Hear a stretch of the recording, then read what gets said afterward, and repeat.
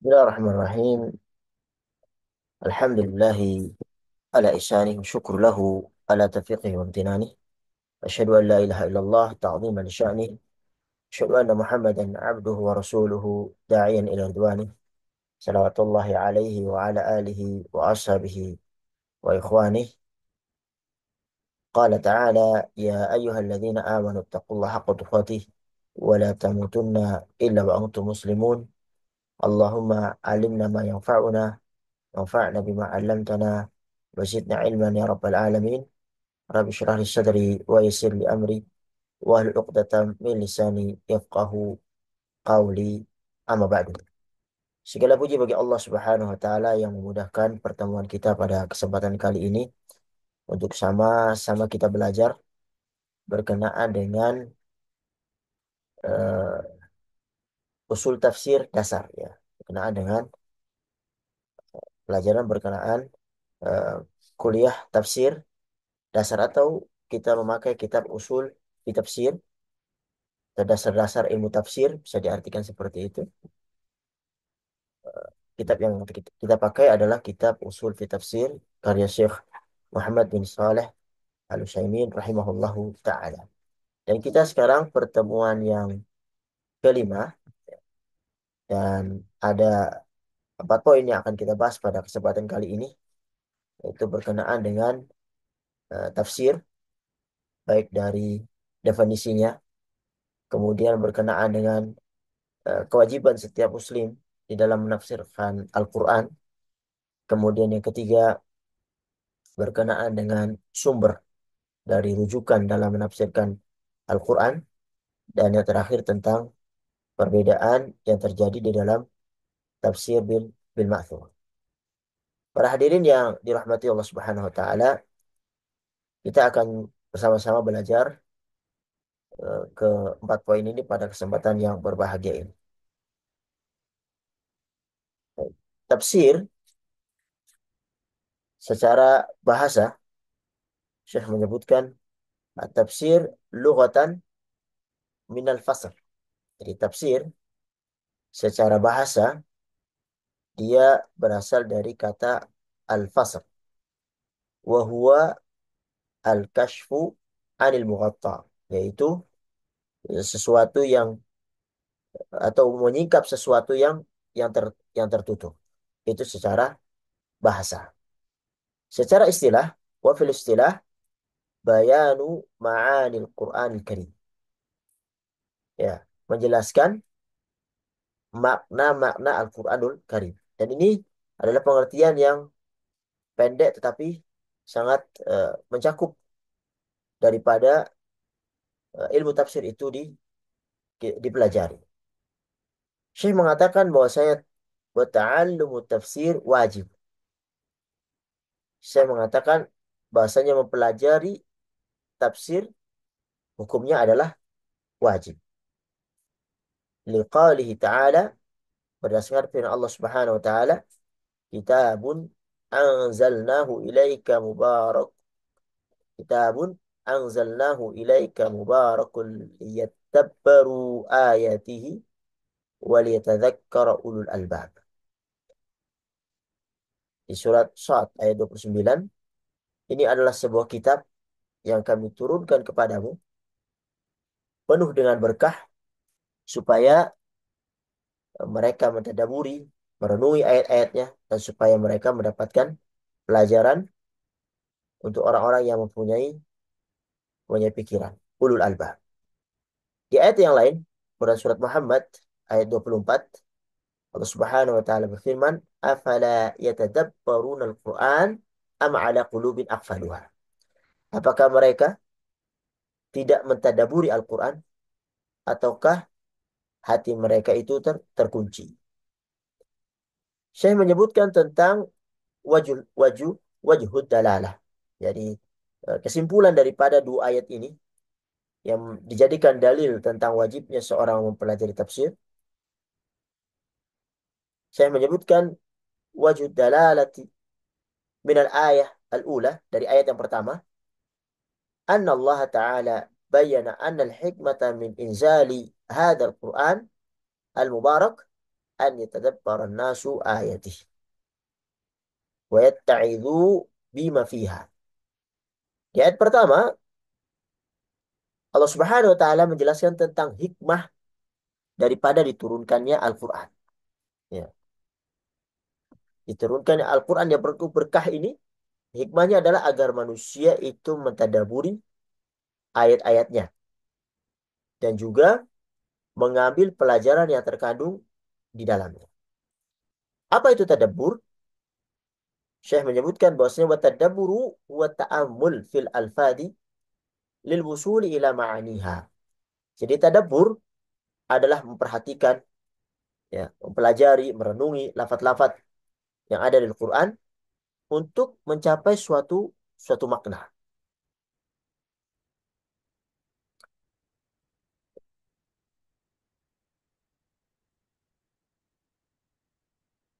Fa'idha lam yakun dhalik. Ya, jika hal itu tidak dilakukan, fatatil hikmatu min inzalil Quran. Kalau itu nggak dilakukan, maka lufut, ya, lepas daripada hikmah diturunkannya Al-Quran.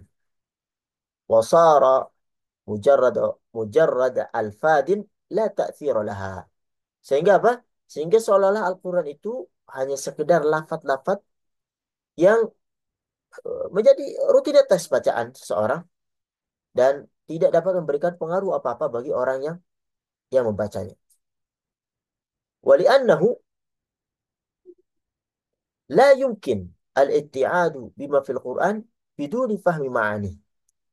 Dan juga, ya, ketika seorang tidak bisa memahami Al-Quran, ya, tidak mengetahui lafat-lafat yang terkandung daripada tafsir Al-Quran, seorang tidak bisa mengambil ibrah, tidak bisa mengambil pelajaran. Ya. Sehingga apa? Pengambilan ibrah itu tidak mungkin dapat dilakukan tanpa memahami makna yang terkandung di dalam Al-Quran. Dan ini ditempuh dengan jalan memahami atau mengetahui tafsir. Pada ayat yang kedua, yang di surat Muhammad 24, afala yatadabbarul Quran am ala qulubin aqfaluha, wajhu wajud dalalah, ya. Istidlalnya adalah min ayat tsaniyah, dari ayat yang kedua, anna Allah Ta'ala wabbaqa ulaika alladzina la yatadabbarun al-Quran. Ayat yang kedua yaitu firman Allah, afala yatadabbarun al-Quran am ala qulubin aqfaluha. Allah Subhanahu wa taala di sini kita perhatikan mencela orang-orang yang tidak memperhatikan Al-Quran. Wa asyara ila anna dzalika min al-ighfali ala qulubihim wa adami wusuli al-khair ilaiha.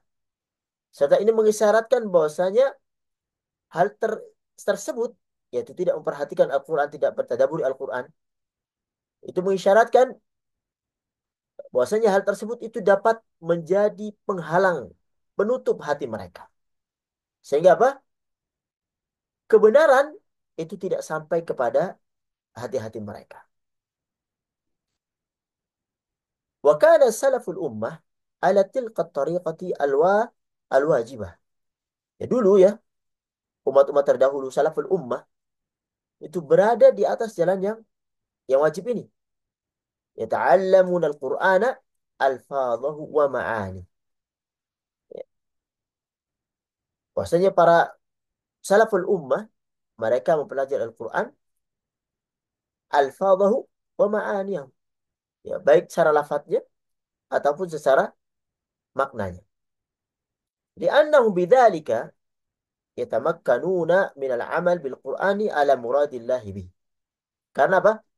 Karena dengan memahami Al-Quran, ya, baik lafadznya, baik maknanya, itu adalah cara yang terbaik, ya, untuk menjadikan seseorang mengamalkan isi Al-Quran sesuai dengan apa yang dikehendaki oleh Allah Subhanahu wa taala. Karena fa'inal amal bima la yu'rafu maknahu ghair mungkin. Karena apa? Karena mengamalkan sesuatu yang seseorang tidak mengetahui maknanya, itu sesuatu yang mustahil. Mustahil seseorang bisa mengamalkan sesuatu yang tidak dia pahami. Nah, untuk memahami harus mengetahui makna daripada lafaz-lafaz itu, yaitu bisa dimasuki dengan cara mengetahui jalan para mufassirin, tafsirnya Al-Quran. Ya. Inilah wajh al-istidlal daripada dua ayat yang disampaikan oleh Syekh. Kemudian Syekh menyebutkan perkataan Abu Abdurrahman As-Sulami. Waqala Abu Abdurrahman As-Sulami, berkata Abu Abdurrahman As-Sulami, haddatsana alladhina kanu yuqri'unana Al-Quran. Ya. Telah menceritakan kepada kami orang-orang yang membacakan Al-Quran kepada kami. Ya, Ka Uthman bin Affan, seperti Uthman bin Affan, wa Abdullah bin Mas'ud, Abdullah bin Mas'ud, wa ghairihima, dan selain daripada keduanya. Ya. Annahum kanu idza ta'allamu minan Nabi sallallahu alaihi wasallam 10 ayat lam yujawizuha hatta yata'allamu ma fiha min al-ilm wal amal. Bahwa mereka apabila mempelajari dari Nabi Shallallahu Alaihi Wasallam Al-Quran, ya, 10 ayat, mereka tidak menambah, ya, pengetahuan mereka tidak menambah pelajaran mereka sampai mereka mempelajari 10 ayat ini. Pelajaran apa yang ada di dalamnya dari ayat-ayat yang mereka ambil dari Rasulullah Shallallahu Alaihi Wasallam. Jadi tidak loncat ke ayat selanjutnya sampai mereka mengamalkan yang 10 ayat yang mereka ambil dari Rasulullah Shallallahu Alaihi Wasallam. Mereka berusaha untuk mengamalkannya, mengilmuinya, kemudian mengamalkan ilmu yang mereka dapat. Sehingga apa? Qalu, mereka berkata, "Fata'allamna al-Qur'ana wal ilm wal amal jami'an." Ya. Sehingga apa? Mereka mempelajari Al-Quran, mengambil ilmu dari Al-Quran, dan sekaligus mengamalkan Al-Quran. Subhanallah.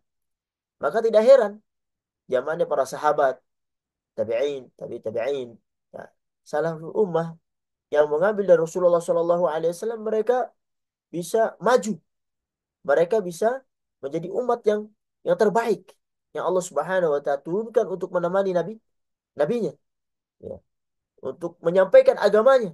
Karena apa? Karena mereka benar-benar ketika mempelajari Al-Quran, mereka mempelajari dengan benar, yaitu mengetahui makna Al-Quran, kemudian mengambil ilmu yang ada di Al-Quran.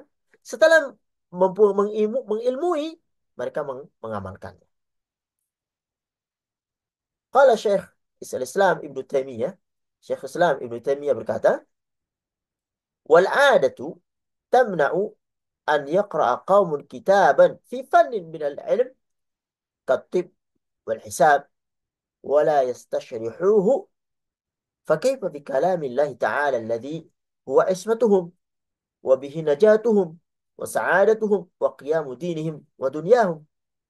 Ya, sudah dimaklumi ya bahwasanya orang-orang itu tidak dibenarkan membaca sebuah kitab tentang suatu macam ilmu seperti ilmu kedokteran, ilmu hisab, ilmu eh, ilmu yang lainnya tanpa mengetahui penjelasan daripada atau tafsir daripada ilmu yang dia pelajari.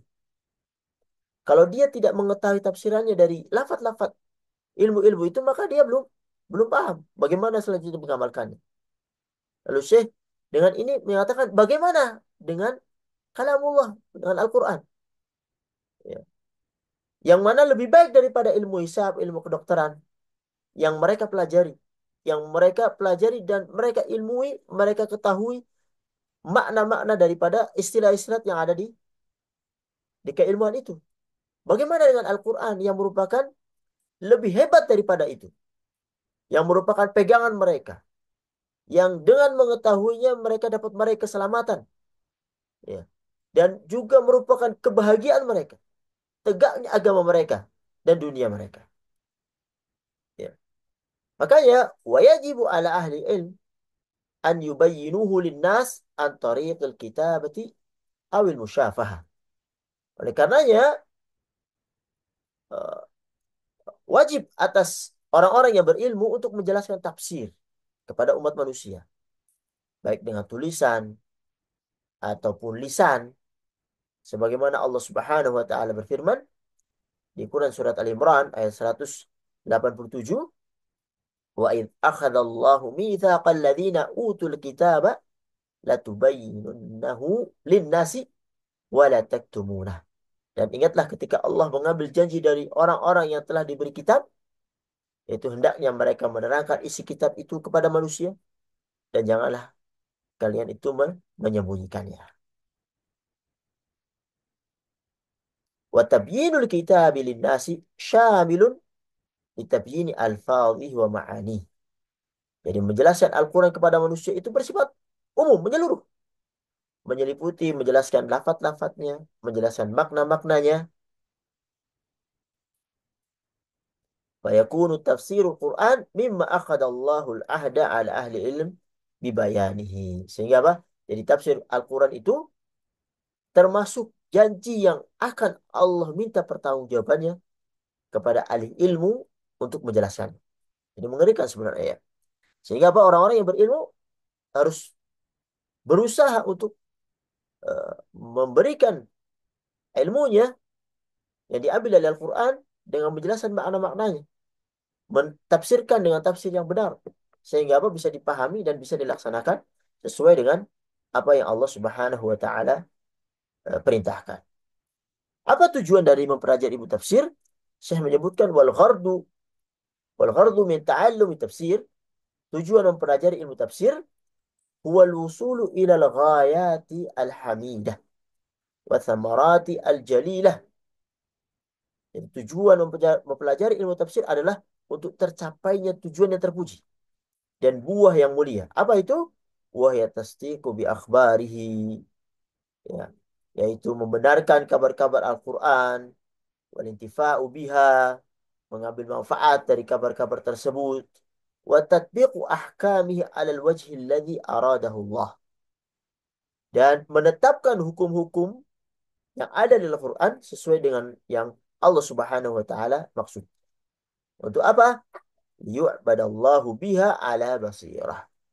Supaya orang-orang dapat menyembah Allah Subhanahu wa taala di atas basirah, di atas ilmu. Kemudian poin selanjutnya tentang al-wajibu 'alal muslim fi tafsir Al-Quran. Kewajiban seorang muslim dalam mentafsirkan Al-Quran. Al-wajibu 'alal muslim fi tafsir Al-Quran an yush'ira nafsahu hina yufassir Al-Quran bi annahu mutarjimun anillahi ta'ala. Ya, kewajiban setiap muslim yang menafsirkan Al-Quran, hendaknya dia itu menafsir Al-Quran dan merasa dirinya adalah penerjemah dari Allah Subhanahu wa taala. Nah, ini mengerikan ini.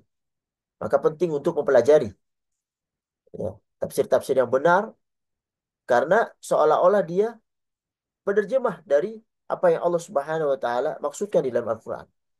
Syahidun alaihi bima arada, syahidun alaihi bima arada min kalamihi. Sebagai saksi atas apa-apa yang Allah Subhanahu wa taala kehendaki dari kalamnya. Fayakunu mu'azziman li hadhihi syahadah. Sehingga ketika dia menafsir Al-Quran, dia harus mengagungkan persaksian ini, ya, khaifan min an yaqula 'ala Allah bila ilm. Dan takut ya mengatakan atau mentafsirkan ayat-ayat yang Allah Subhanahu wa taala turunkan tanpa adanya ilmu. Ya, maka penting untuk para penafsir untuk belajar tentang alat-alat dalam mentafsir Al-Quran. Tidak berdasarkan dengan kebodohan. Karena mengerikan di sini. Karena dia seolah penerjemah Al-Quran. Penerjemah Allah Subhanahu wa taala di dalam kalamnya. Kalau dia dengan akalnya, dengan hawa nafsunya mentafsirkan seenaknya, seolah-olah perkataannya dia itulah yang dimaksud oleh Allah Subhanahu wa taala. Kan ini bahaya. Bahaya. Makanya harus khaifan min ayyaqula 'ala Allah bila ilm. Dia harus mempunyai takut, rasa takut untuk mengatakan tentang Allah tanpa ilmu. Karena apa? fayaqa' fi ma Allah. Karena dia bisa jatuh, terjerumus pada hal-hal yang Allah Subhanahu wa taala haramkan. Fayukhza bidzalika yaumal qiyamah. Kemudian eh, dia di hari kiamat akan mendapatkan kehinaan. Ya. Man qala bil Qur'ani bil ra'yi falyatabawwa maq'adahu minan nar. Barang siapa yang berkata dalam Al-Qur'an dengan akalnya, ya, dengan hawa nafsunya, maka hendaknya dia menyiapkan kursinya di dalam neraka. Maka di sebuah ayat di Quran surat Az-Zumar, surat Al-A'raf ayat 33, kemudian juga ada Zumar ayat 60, dilarang seseorang untuk berkata sesuatu tanpa adanya ilmu. Allah Subhanahu wa taala menyebutkan, "Qul innama harrama rabbi al-fawahisha ma dhahara minha wa ma batan wal itsma wal baghya bighairi al-haqq wa an tusyriku billahi ma lam yunazzil bihi sultana wa an taqulu 'ala Allahi ma la ta'lamun." Ya, ini syahidnya. Ya, wa an taqulu 'ala Allahi ma la ta'lamun. Dan mengharamkan atau berbicara atas Allah tanpa tanpa ilmu. Allah menggandengkan di sini, ya, dengan kesyirikan. Katakanlah, Rabbku hanya mengharamkan perbuatan-perbuatan yang keji, baik yang nampak ataupun yang tersembunyi, dan perbuatan dosa, ya, melanggar hak manusia tanpa alasan yang benar. Wa antusyriku billah, dan mengharamkan mempersekutukan Allah dengan sesuatu malam yunazzil bihi sultana, yang Allah tidak menurunkan hujah untuk itu. Wa antaqulu 'ala Allahi ma la ta'lam, dan mengharamkan berbicara atas nama Allah Subhanahu wa taala tanpa ilmu. Jadi di dalam tafsir Al-Qur'an seorang harus berilmu, eh, supaya tidak terjatuh kepada berbicara eh, di dalam Al-Qur'an, di dalam kalamullah tanpa ada dasar. Di Quran surah Az-Zumar 60 ayat 60, wa yaumal qiyamati tara alladziina kadzabu 'ala Allahi wujuhum muswaddah alaysa fi jahannam mathwal lil mutakabbirin. Dan pada hari kiamat kamu akan melihat orang-orang yang berdusta. Kadzabu 'ala Allah, berbuat dusta atas Allah.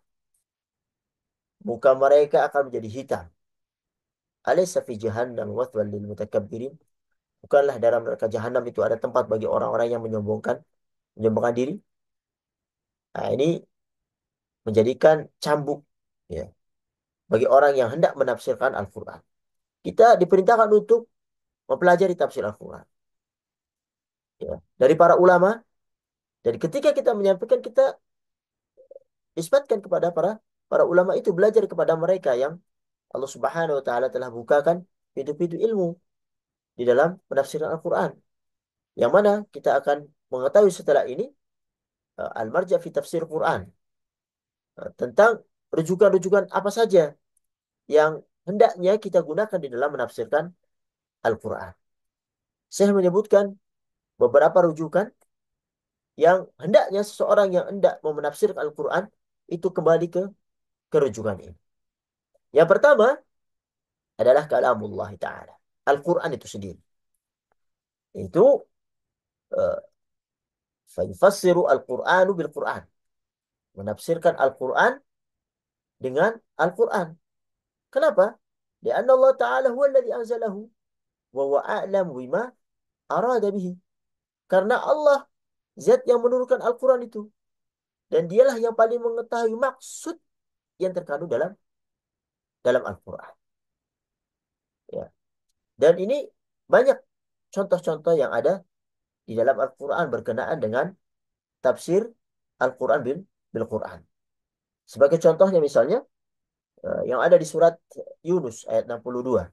Allah berfirman, Ala inna awliya Allah la khawfun alaihim wa lahum yahzanun.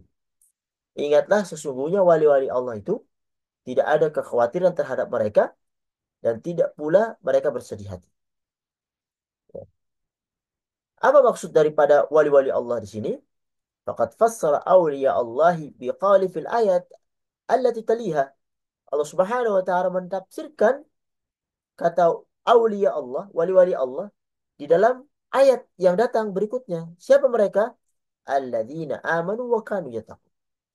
Wali-wali Allah, mereka adalah orang-orang yang beriman dan orang-orang yang bertakwa. Contoh yang lain, misalnya yang ada di Quran surat Tariq ayat 2. Ketika Allah Subhanahu wa taala berfirman dengan berupa pertanyaan, "Wa ma adraka mat Tariq?" Tahukah kamu apa itu At-Tariq? Ya, apa itu At-Tariq? Maka ditafsirkan pada ayat yang ketiga. At-Tariq adalah An-Najmu Tsaqib. Tariq yaitu bintang yang cahayanya menembus. Ya. Ya. Contoh yang lain, misalnya di Quran surat An-Nazi'at ayat 30. Wal arda ba'da dzalika da'aha. Dan bumi setelah itu dihamparkan. Da'aha, apa maksudnya?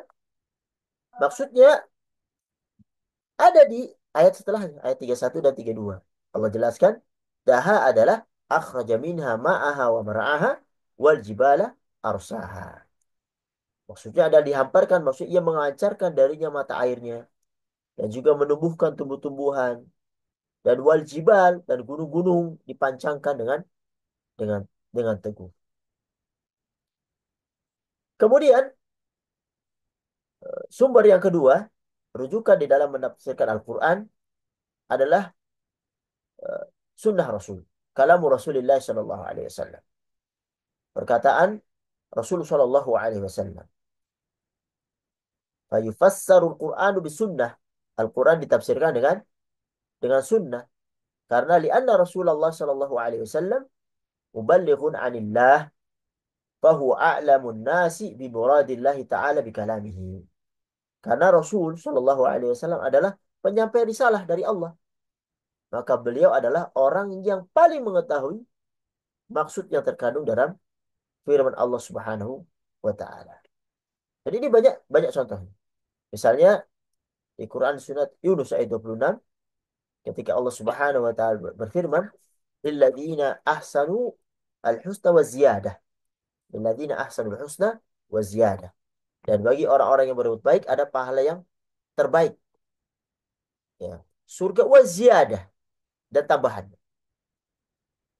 Faqad fassara Nabi sallallahu alaihi wasallam az-ziyadata bin nazar ila wajhillah ta'ala. Dan Nabi Shallallahu Alaihi Wasallam menafsirkan kata kata ziyadah ini dengan tafsiran yaitu melihat wajah Allah Subhanahu Wa Taala. Setelah seorang dimasukkan surga, Allah beri ziyadah tambahan. Tambahan itu adalah melihat wajah Allah Subhanahu Wa Taala. Fima rawahu Ibnu Jarir, Ibnu Abi Hatim, sarihan min hadithi Abi Musa wa Ubay bin Ka'ab. Dan ini hadis ya, ada hadis yang menjelaskan hadisnya diriwayatkan Ibnu Jarir, Ibnu Abi Hatim secara jelas. Termasuk juga hadisnya Abu Musa, kemudian hadisnya Ubay bin Ka'ab, warahu Ibnu Jarir min hadis Ka'ab bin Ujrah. Begitu juga Ibnu Jarir meriwayatkan hadis dari Ka'ab bin Ujrah.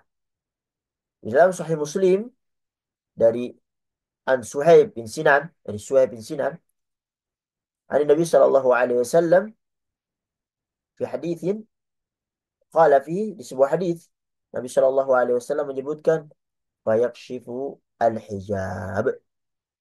Ya. Fama u'tu syai'an ahabba ilaihim minan nadhari ila rabbihim azza wa jalla. Ya, maka pada saat itu Allah singkapkan hijab. Maka tidaklah mereka diberi sesuatu yang lebih mereka cintai kecuali daripada melihat Rabb mereka azza wa jalla. Kemudian beliau sallallahu alaihi wasallam membaca ayat lilladzina ahsanul husna wa ziyadah. Ya, di Quran surat Yunus ayat 26.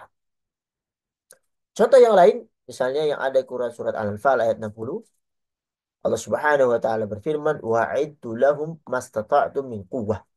Dan persiapkanlah untuk menghadapi mereka Nah, dengan kuah, ya, dari apa saja yang kamu sanggupi.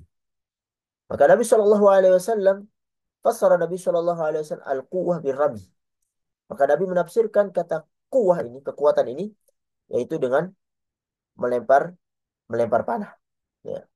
Ini bisa kita dapatkan sebuah hadis yang diriwayatkan oleh Muslim wa ghairuhu min hadithi Uqbah bin Amir radhiyallahu anhu. Ya.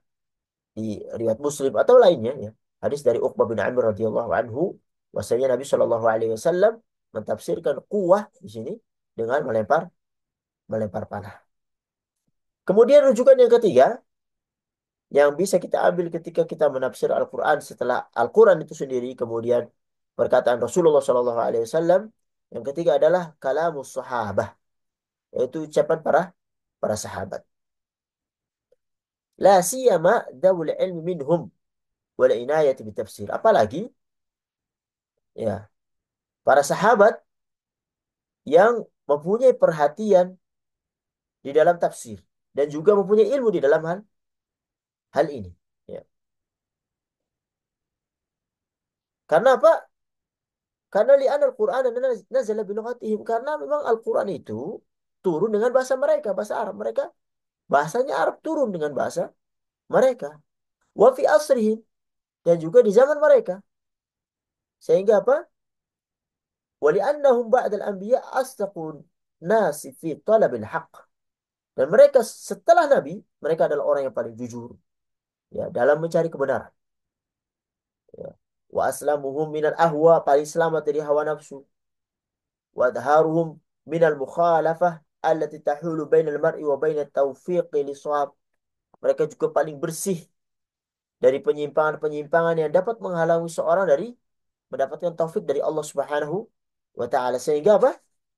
Sehingga perkataan mereka para sahabat ini berhak untuk diambil ketika misal kita tidak dapat di dalam Al-Qur'an penafsirannya atau di dalam sabda Nabi Shallallahu alaihi wasallam. Dan ini contohnya banyak. Saya menyebutkan beberapa contoh di antaranya yang ada di firman Allah Subhanahu wa taala di Quran surat An-Nisa ayat 43, yaitu firman Allah, wa in kuntum marda aw ala safarin aw jaa ahadum aw jaa ahadum minkum minal ghaiti aw lamastumun nisa.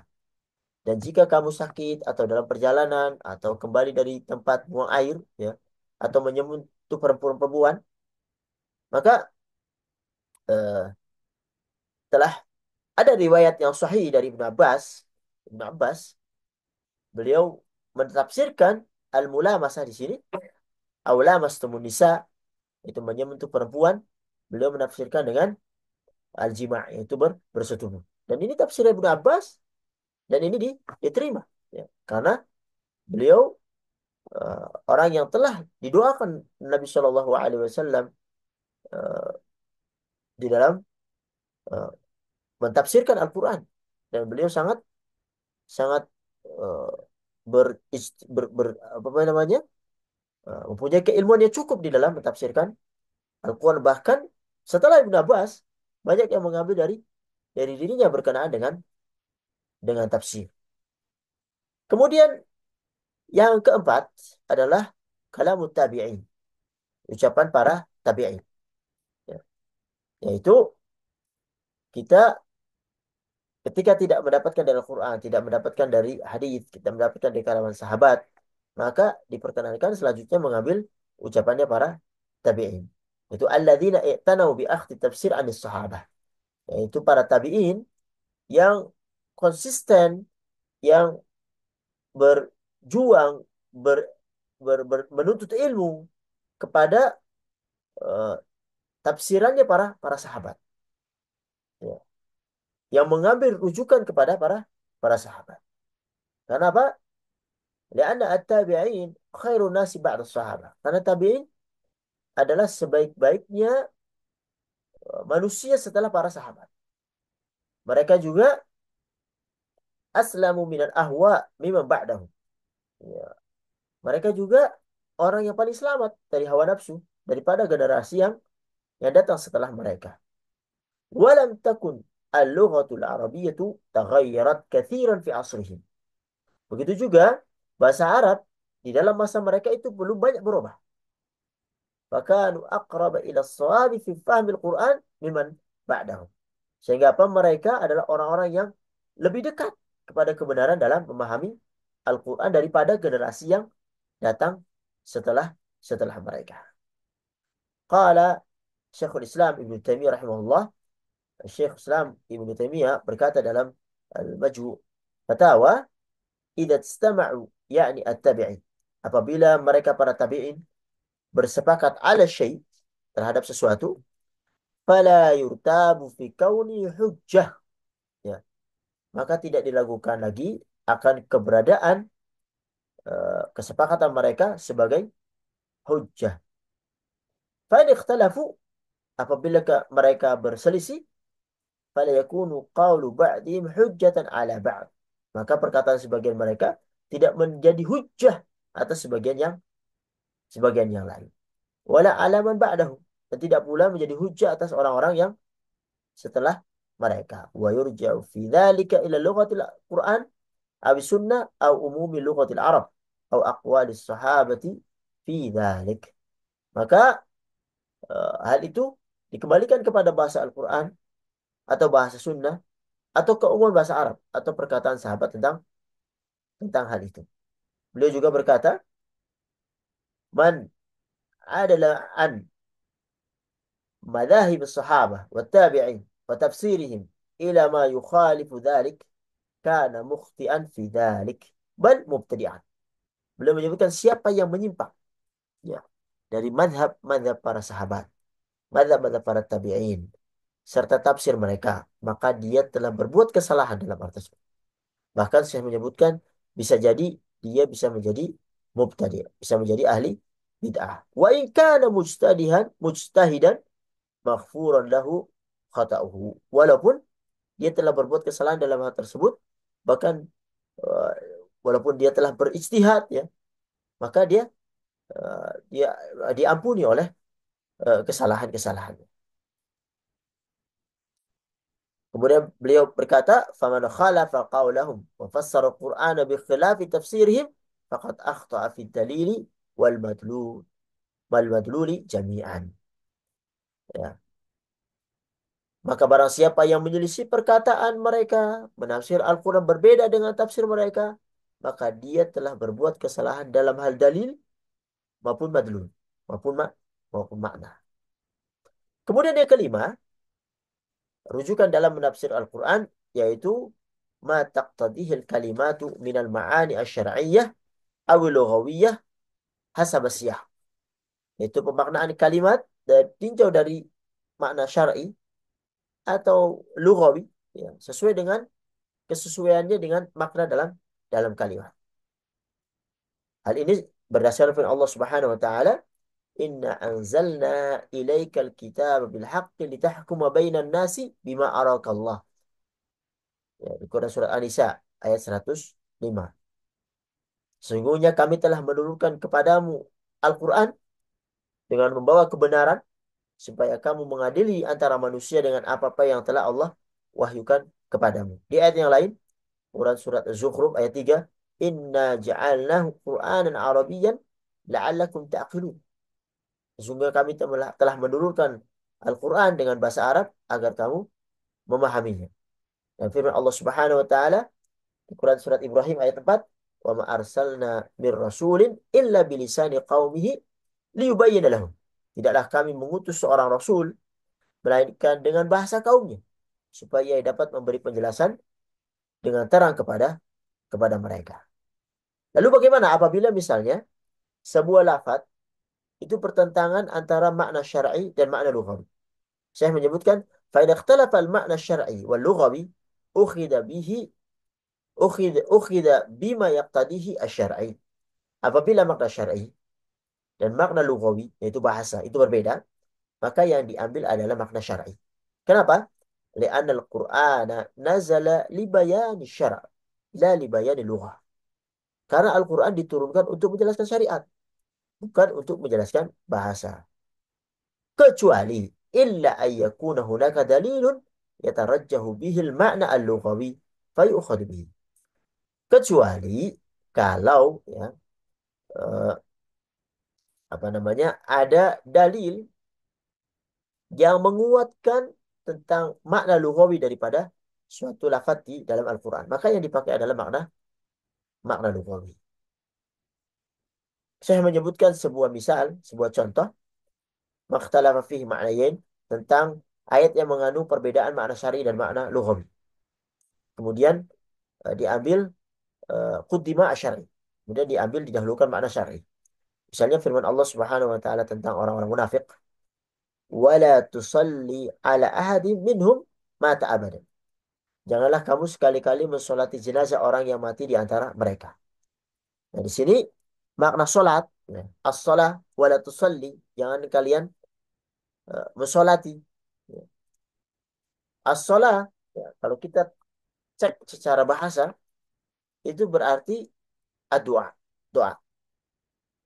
Secara syar'i, artinya adalah al-wuquf alal mayyit du'a lahu bisifatin makhsusah. Ya, doa, yani solat jenazah, ya, yaitu berdiri di hadapan orang yang meninggal dunia untuk mendoakannya dengan syarat dan rukun tertentu, ya, dalam sholat jenazah. Apa maksud daripada wala tusalli di sini? Janganlah kamu sholat. Apakah yang diambil maksudnya sholat secara bahasa yaitu doa, atau sholat secara syar'i yaitu sholat jenazah? Di sini fayuqaddamu al-ma'na syar'i. Ini di sini didahulukan makna syar'i. Li'anna al-maqsud lil mutakallim, karena maksudnya adalah eh, maksud dari pembicaraan adalah apa yang dipahami oleh orang yang diajak adab bicara. Al-ma'hud lil mukhatab. Ya. Wa amma man du'a lahum ala wajhil itlaq famin dalil akhar, ya. Ya. Karena maksud dari pembicara adalah apa yang dipahami oleh yang diajak bicara. Adapun makna larangan mendoakan orang eh, munafik secara mutlak itu tidak diambil dari sini. Kalau di sini diajukan, didahulukan dalam makna syar'i, yaitu tidak mensolati orang orang munafik. Ada larangan untuk mendoakan orang munafik secara mutlak, diambil dari dalil yang lain. Contoh yang lain, makhtalafa fihi ma'nayan wa quddima fihi ma'na lughawi. Contoh yang lain, eh, eh, kebalikan dari yang pertama, yaitu eh, yang di dalamnya mengandung makna syar'i dan makna lughawi. Kalau tadi kita dahulukan makna syar'i, sekarang contoh yang kita dahulukan makna lughawi. Ya. Ini dilakukan karena ada dalil yang menguatkan tentang itu. Misalnya dalam firman Allah di Quran surah At-Taubah ayat 103, "Khudh min amwalihim shadaqatan tutahhiruhum wa tuzakkihim biha wa shalli alaihim." Ya, perkataan wa shalli alaihim. Ambillah zakat dari sebagian harta mereka, dengan zakat itu membersihkan dan mensucikan mereka, wa shalli alaihim. Ya, dan salatlah untuk mereka. Ya. Yang maksud salat di sini, wal murad bis salati huna ad-du'a. Maksud salat di sini adalah doa, bukan salat seperti yang dimaksudkan pada ayat yang pertama tadi. Kenapa kita bisa artikan itu doa? Kita ajukan itu makna lughah. Itu berdasarkan dalil yang ada di riwayat Muslim dari Abdullah bin Abi Aufa. Dari Abdullah bin Abi Aufa, qal kan Nabi sallallahu alaihi wasallam, dia berkata bahwasanya Nabi sallallahu alaihi wasallam idza utiya bi sadaqati qaumin shalla alaihim. Apabila Nabi dikirimi sedekah dari suatu kaum, beliau mendoakan mereka. Fa'ata abi bi sadaqatihi. Kemudian bapakmu datang dengan membawa sedekah. Kemudian beliau berdoa, Allahumma salli ala ali Abi Aufa. Ya Allah, berikanlah salat, ya, keselamatan atas keluarga Abu Abu Aufa. Ini contoh daripada mendahulukan makna lughawi daripada makna syar'i. Ada contoh-contoh yang lain yang mengandung kecocokan dari makna syar'i dan makna lughawi. Dan ini banyak. Misalnya eh, as-sama, ya, langit. Makna syar'i dan makna lughawi sama. Atau ard, bumi.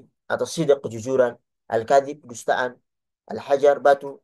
Al-insan, manusia. Dan banyak yang lainnya. Para hadirin yang dirahmati Allah Subhanahu wa taala, masih ada satu pembahasan yaitu tentang perbedaan al-ikhtilaf al-warid fi tafsiri al-ma'thur. Insyaallah kita akan bahas pada pertemuan yang akan datang.